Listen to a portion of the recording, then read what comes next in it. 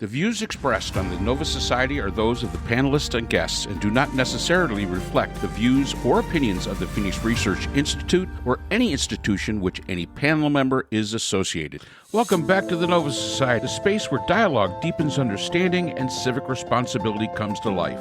I'm Dr. Mark Bound, joined by our regular panel, Dr. Scott Gershwer and Dr. Brooklyn Ann Weldon. Together, we'll unpack the stories that matter most, exploring the headlines, the history, and the big ideas shaping today's conversations. Let's dive in and hear what the panel has for us today. Today we have a question from Henry, who writes to us from Toledo, Ohio. And Henry writes, Representative Max Miller says he intends to stay in his House race despite being accused of sexual abuse by his ex-wife and despite Republicans publicly calling for him to step down. But the filing deadline has passed, and the party is now effectively stuck with him on the ballot. Most people would assume Miller is headed for a rough election, even in a ruby red district. So, my question to the panel is this. If Miller actually wins, what does that say about Ohio's 7th district and the electorate more broadly? What do voters overlook, tolerate, or rationalize in moments like this? And second, why do you think Miller chose to stay in the race? Did he calculate that in a party willing to nominate Trump, the boundaries of what is politically disqualifying have shifted so dramatically that almost anything goes now? Those are great questions, Henry. Mark Scott? Is Toledo in Max Miller's district? I don't know if that's part of it. I don't. That's the 7th district. I think it's like Cleveland. Okay. Yeah. Let's see, Ohio. 7th. I mean, so what Max Miller is doing is basically channeling Donald Trump. I mean, he has said that Donald Trump was, caught on video in the Access Hollywood tape of abusing women, bragged about it, didn't just admit it, and still got elected president in 2016. I mean, it looked for like a day or so that he was done, and then he just bounced right back. So Max Miller is calculating that he can do the same thing. I'm not really sure that he has the charisma or whatever it is that people like about Donald Trump, but and the numbers aren't good, right? I mean, I just looked at a poll at an article in The Hill, and it says that he's down big, like double digits to his opponent Poindexter, who's a Brook Park City, whatever that is, council member, Brook Park City, leading him by 14 points. And so Max Miller, is probably going to lose this election. I don't think that the Republicans can replace him at this point. They're kind of stuck with him anyway. And I don't think that for Republicans, this is as big a deal breaker as it would be and has been for Democrats who lucked out in Maine by getting rid of an unworthy candidate who I admit I liked very much, Plattner, but getting rid of him before the filing deadline. And Max Miller has managed to get past that, I think, and he's going to be the nominee from the Republican Party. And it'll be interesting to see if anybody comes in and supports him. So the 7th district of Ohio does not include Toledo. Okay. Toledo is on the western side of the state, near the border of Michigan. But it does include the southern area of Cleveland, and it's kind of an oddly drawn kind of district. But anyway, what does it say? If you vote for him, then you're just voting R&D. You're not voting for somebody that's qualified or somebody that's, a good person, a decent person, or somebody that you'd want to have around your kids, number one. Yes, they are stuck with him because you're right. The deadline to change was this weekend, so they're stuck with him.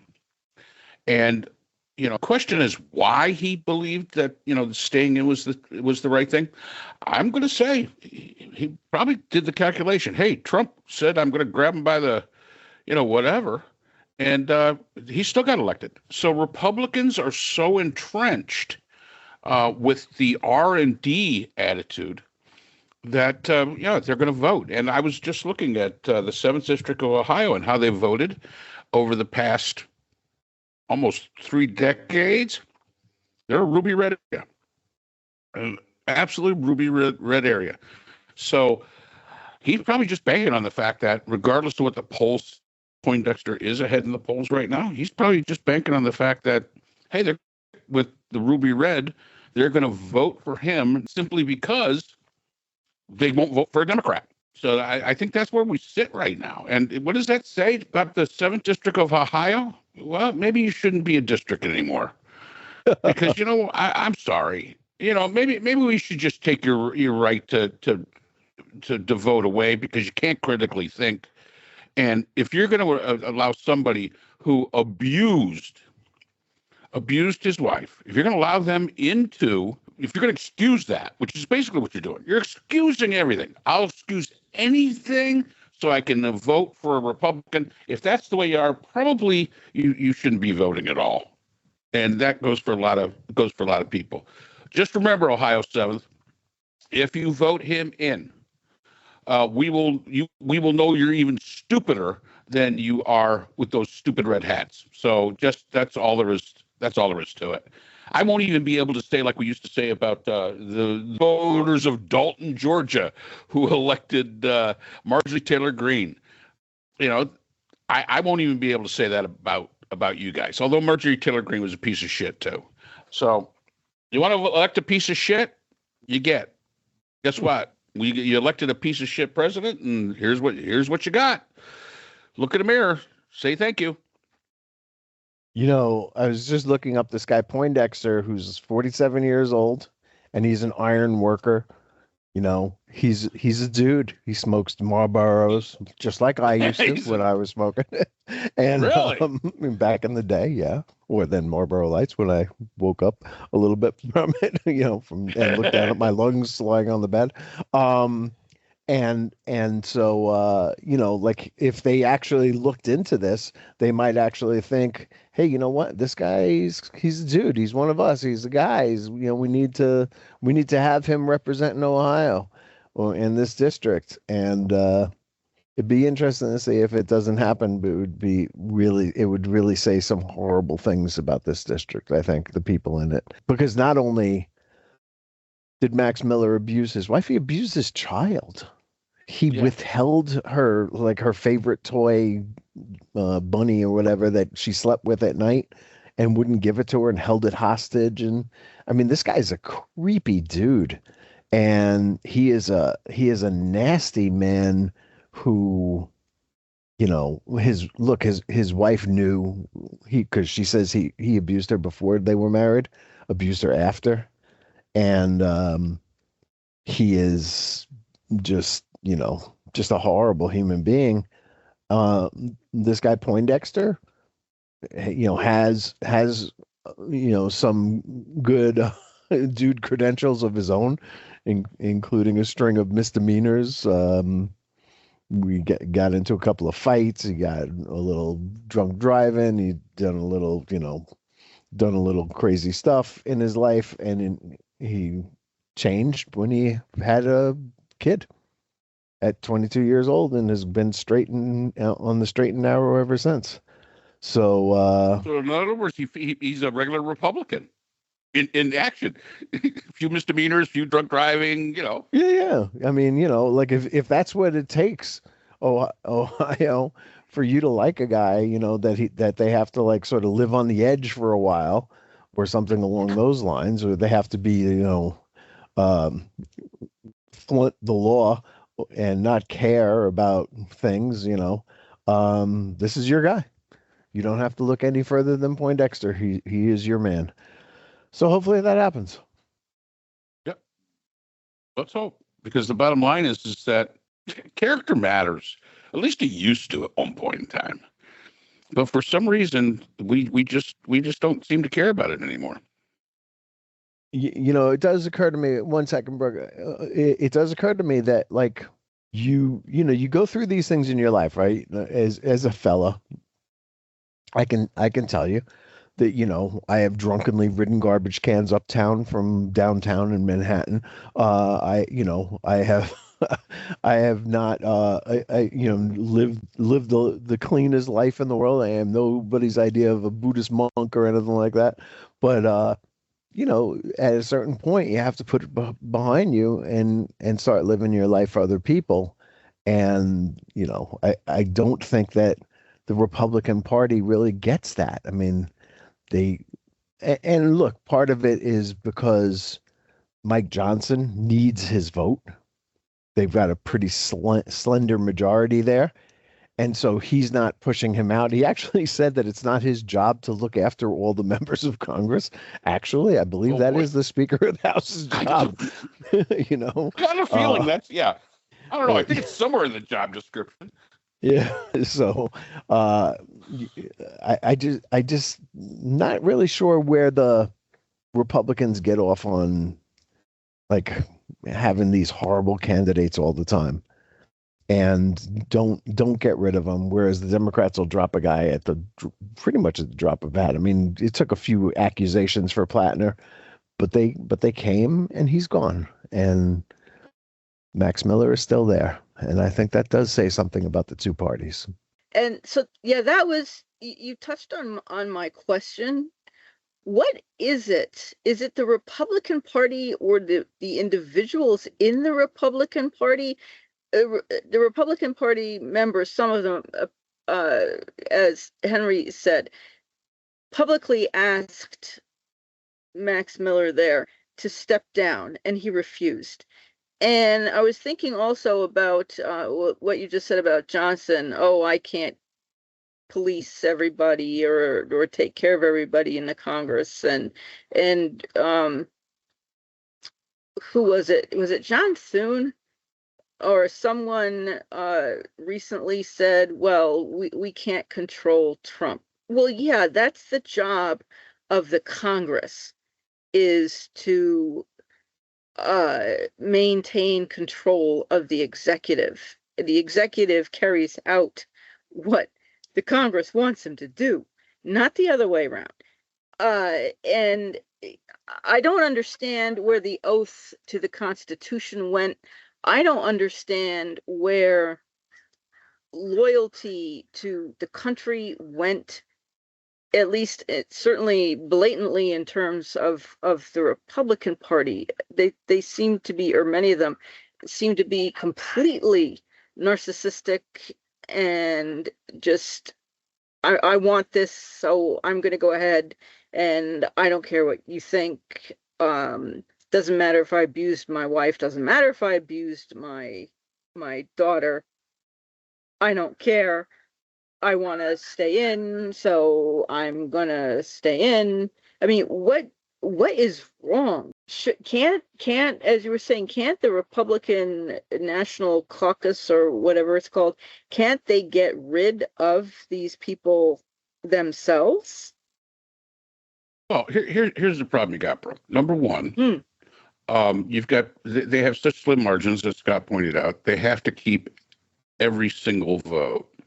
So they do the calculation. Is a new guy going to be better than the old guy, even though the old guy's a piece of shit?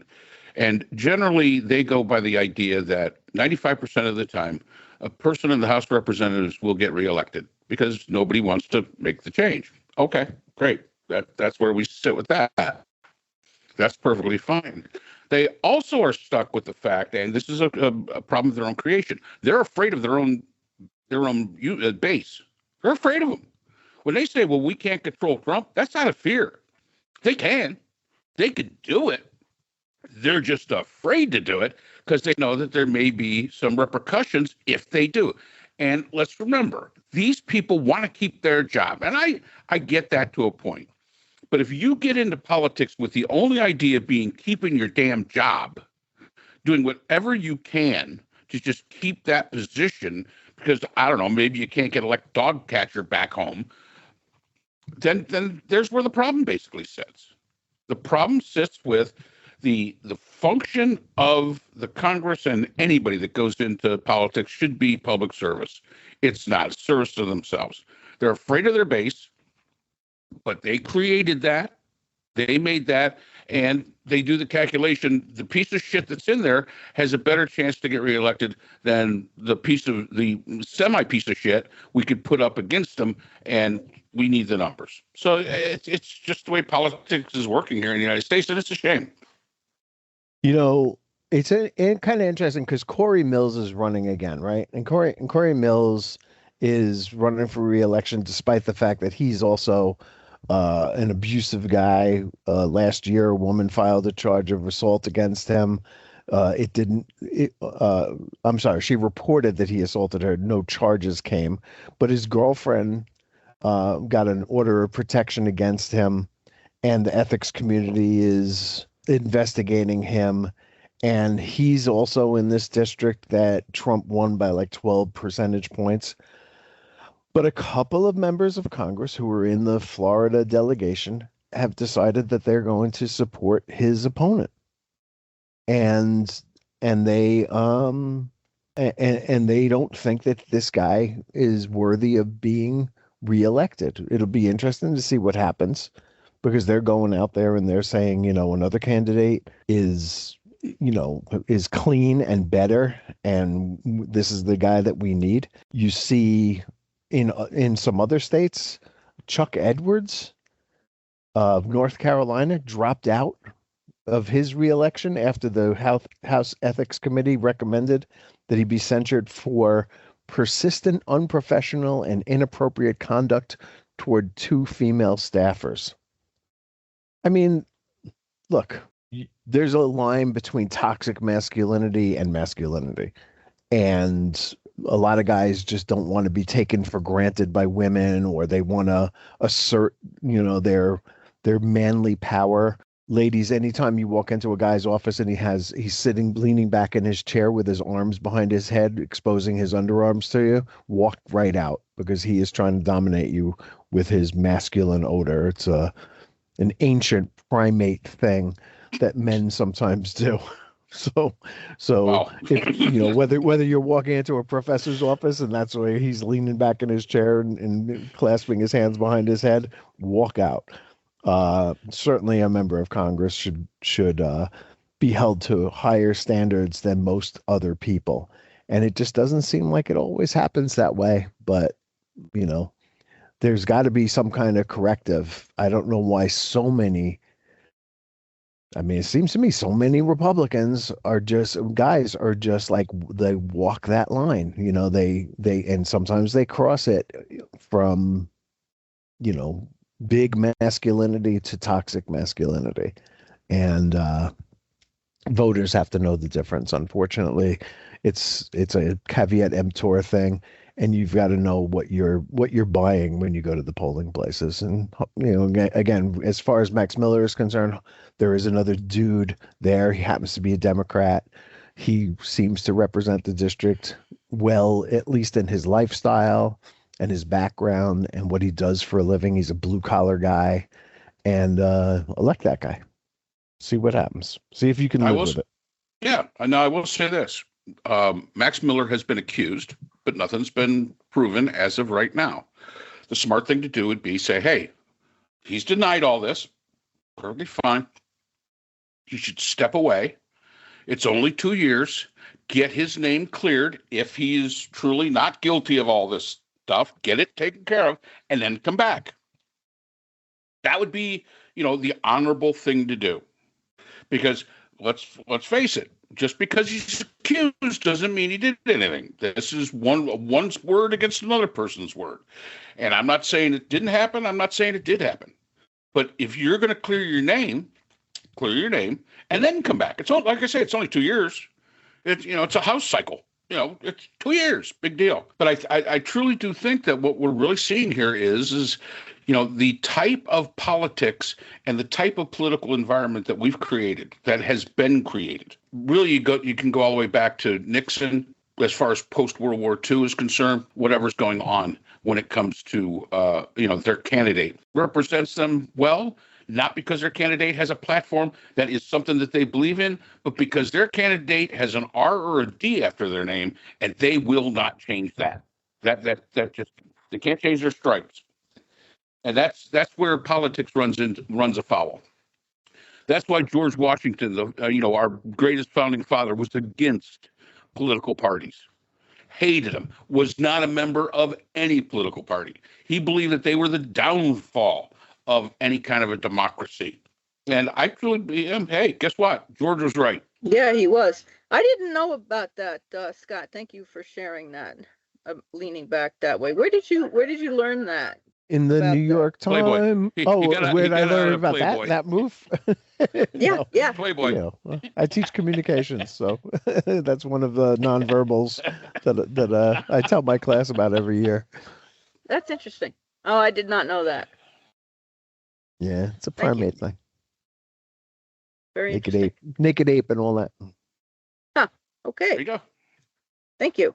And that's all the time we have for today's episode. The Nova Society is a production of Nova Society Media, a division of the Phoenix Research Institute. We want to thank our production partners, Buzzsprout, who hosts the Nova Society, Audacity, our editing team, Apple Podcasts, the largest source of podcast and music online, Spotify, the most popular platform for the Nova Society, and iHeartRadio, your destination for all things music and podcasting. The Nova Society is available on all of these and other quality platforms listed in our description.